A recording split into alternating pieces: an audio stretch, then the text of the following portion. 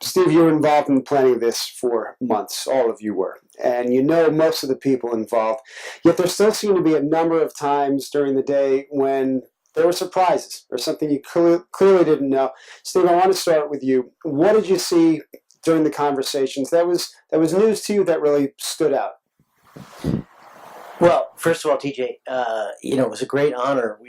I worked with Professor Weston for months and months and months, and these conferences don't happen overnight. And of course, Professor Lundquist and his team were very involved, and so there was a lot of long distance phone calls over a long time. But I feel very blessed that we got everybody here, and we had some terrific panels and some real talent. I think that there was some wonderful diversity among the talent, from law enforcement to toxicology, pharmacology, clinical medicine, in sports, and also other areas, and of course our legal scholars. But at the end of the day, there was a common theme of where are we with doping and sport? And where are we in deterrence? Where are we in testing? And what's the model? And I thought a pivotal moment was when Professor Catlin, a renowned pharmacologist from UCLA, who operated one of the first labs with the IOC, said he was very frustrated. And over 40 years of being in the IOC movement, in the drug testing movement, he felt almost defeated. And he had an affect as well as comments that seemed like he was beat up over this. And what have we been doing? He actually said, what have I been doing in my lab for all these years? So I think for me, that was a bit of a pivotal moment, and there was some lively discussion around where do we go next.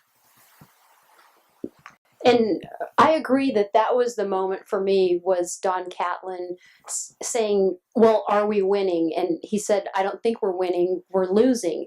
And I appreciated Dr. Lundquist describing 40 years of fighting in this war on doping, and the evolution and development of what's gone on in that time period, and the sophistication of the tests that are going on, and frankly the intrusion into the athletes' lives, of what they're subjected to.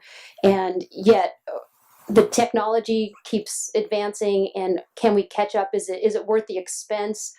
So hearing that, and then hearing Segway's response saying, well, you just aren't testing the right way. So I thought that was very, very revealing. Yeah, to me, this day has been a good example, I must say, thanks to the hosts and organizers.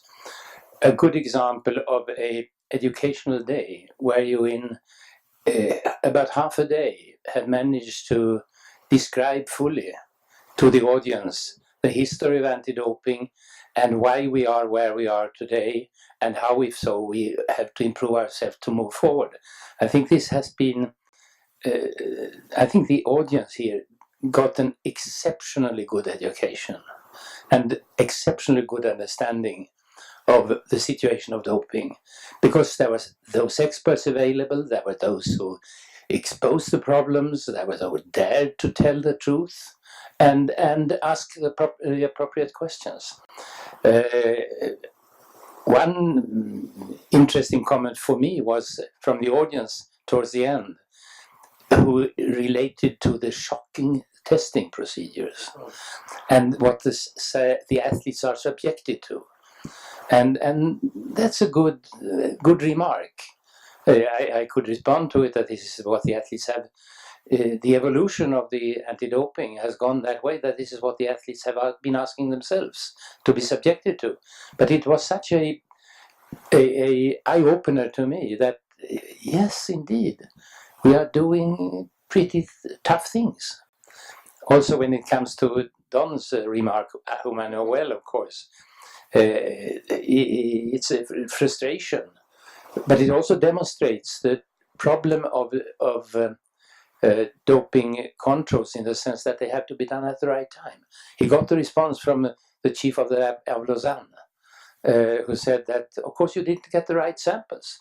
He had been testing Marion Jones hundreds of times, or perhaps at least dozens of times, and Lance Armstrong the same, and nothing turned out positive, which simply tells that the samples were not relevant or representative.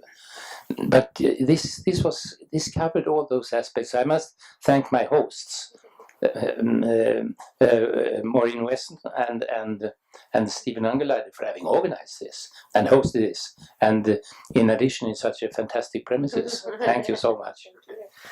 Well, yeah, please. Just to echo Professor Lundquist's comment, I think it was a wonderful educational forum. I think we all learned a lot. I mean, your overview of the 40 years was extremely educational and eloquent, and talked about, you know, benchmarks in testing and when things came to be.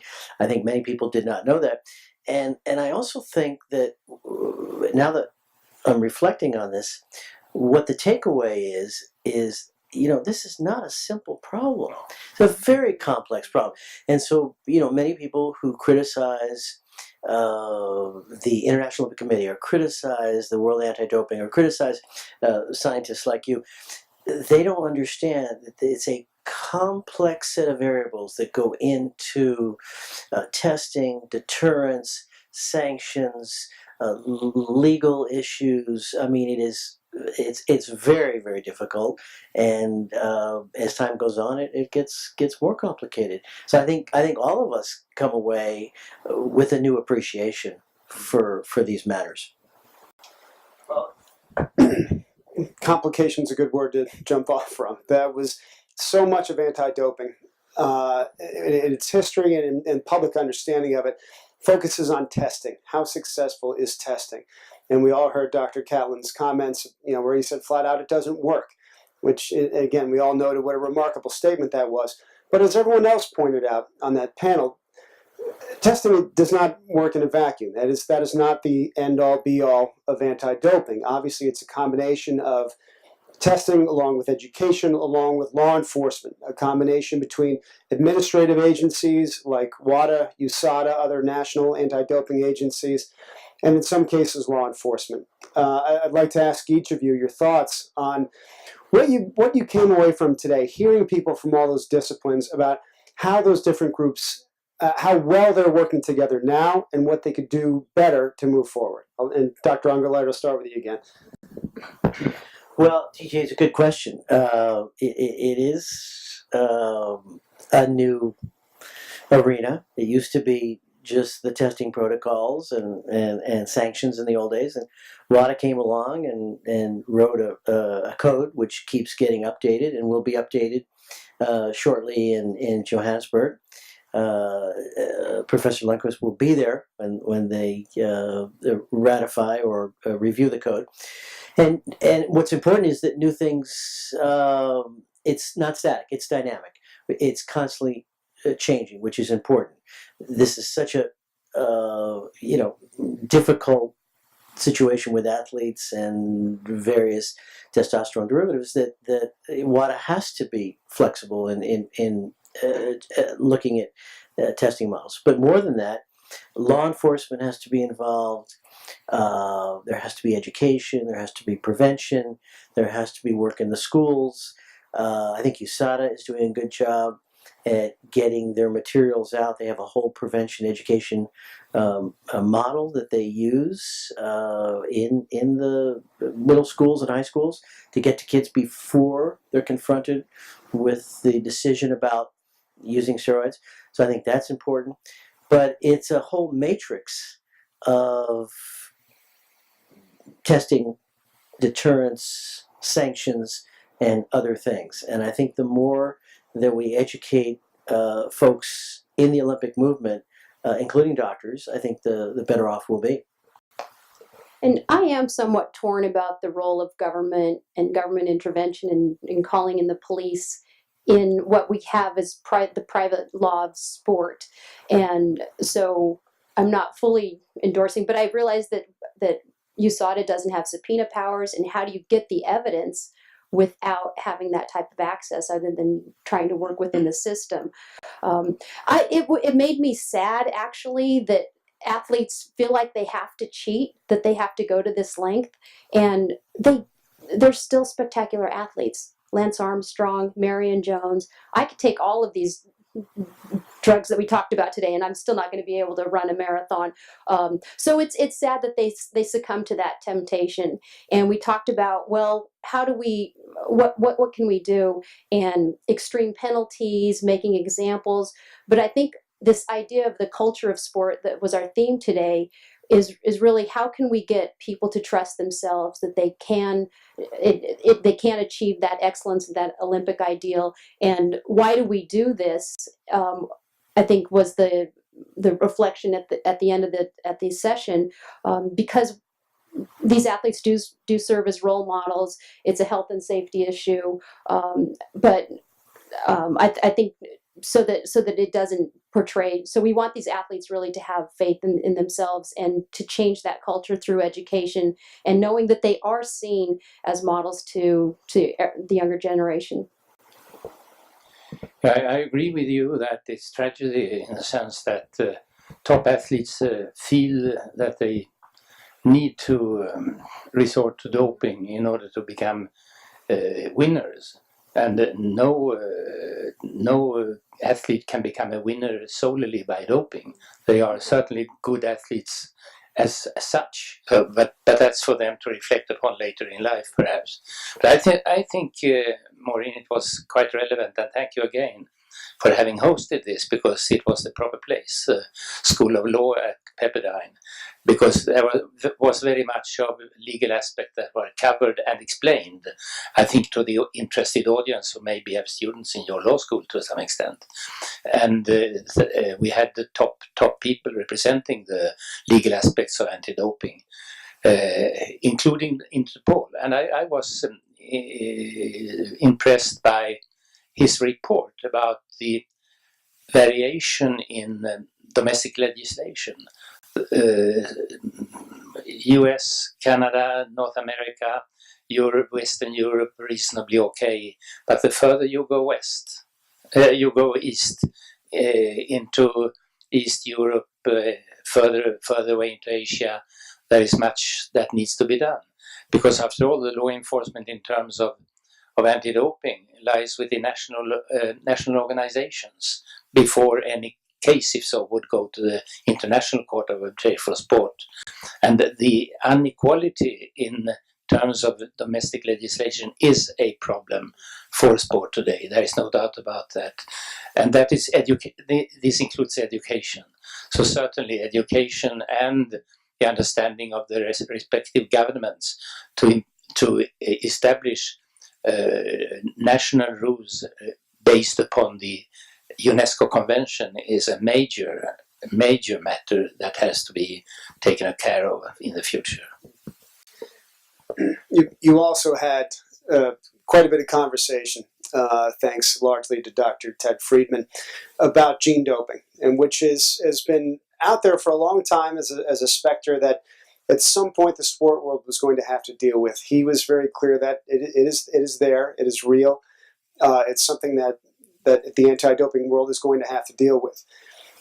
With the lessons we talked about today are from this, semi-standard model of how we test for performance-enhancing drugs and carry that out. This is a little different. As you go forward from today, what lessons do you think the anti-doping community can carry out of the last 20, 30, 40 years working on this into this frontier that seems to be upon us? Well, I just saw Dr. Friedman before we came up, and I complimented him because gene therapy and DNA molecules is not something I had in my training as a psychologist. You of course, did. But he really broke it down in an elegant way, so that I think the whole audience, regardless of your background, understood the sense of a DNA molecule and a footprint when you're talking about EPO and how it interacts. So I actually had a nice lesson in molecular biology today, and I hope other people did. But it begs the question, TJ, that we're moving into a whole new sphere.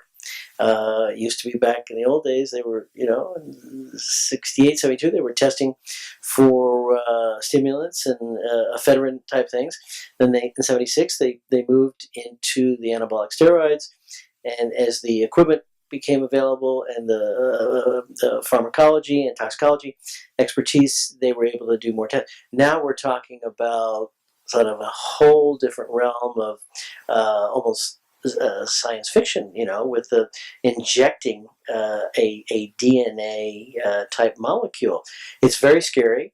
It's very frightening. I have two daughters and who both competed as athletes, and it makes me wonder.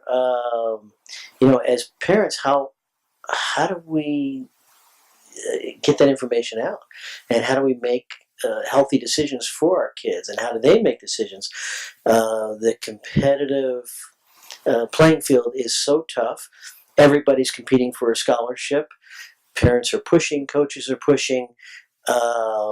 It's really a new agenda, and it's corporate driven. It's a lot of money involved. It's very different than what went on in the 70s. So I think the takeaway is we have to stay up on the curve. We have to have more symposiums. We have to have more educational seminars so that we, as people who are involved in sports and public health and anti-doping, we can stay up on the curve and learn from the experts, and make sure that we're clear about the future. So it was very exciting, great learning experience, and I think we have our work. We got a lot of homework to do. I agree with what Stephen said, and it was fascinating to me to hear the medical expertise that was in the room today. As a law professor and going to law conferences, you usually just hear from the lawyers and the arbitrators.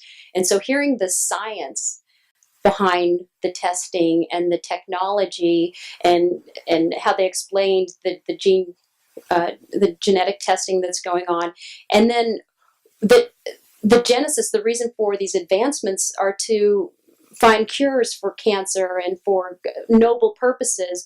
But one of the speakers says as soon as they came out with that, he knew it was going to be subverted, that it had the potential to be used for an improper purpose.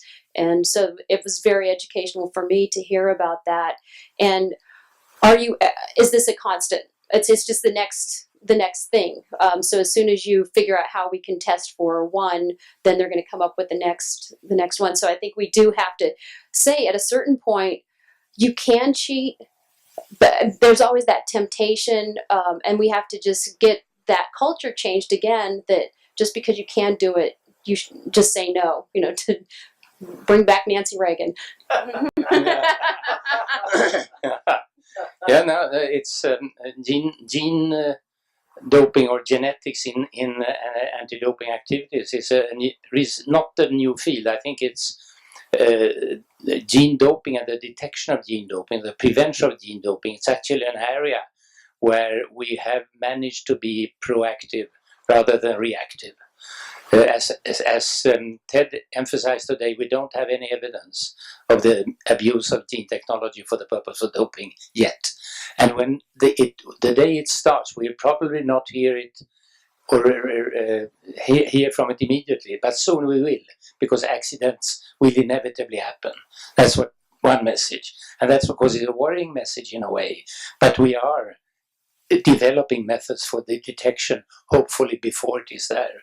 He gave another encouraging example, and that was the use of gene technology for the purpose of detecting so-called traditional doping, for instance, anabolic steroids and other hormones, by the fingerprint of genetic impact that such use will have on human genome.